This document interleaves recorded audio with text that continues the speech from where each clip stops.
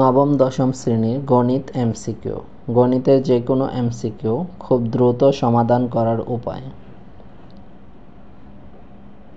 1 নং প্রশ্ন, 2, 10, 5, 1, 0, 7, 3, 4 সংখ্যাগুলোর মধ্যক কত?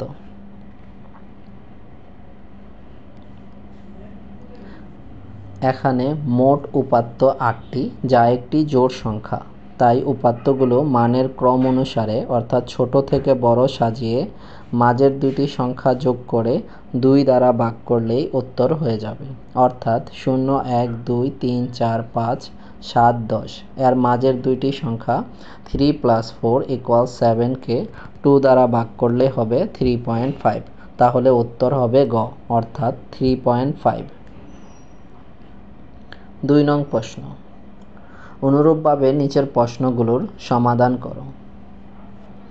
2 নং প্রশ্ন, নিচের কোনটি বিচ্ছিন্ন চলকের উদাহরণ? জনসংখ্যা, বয়স, উচ্চতা, তাপমাত্রা।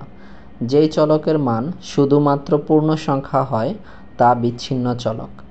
এখানে জনসংখ্যাকে কেবলমাত্র পূর্ণ সংখ্যা, বয়স, উচ্চতা, তাপমাত্রা ভগ্নাংশও হতে পারে।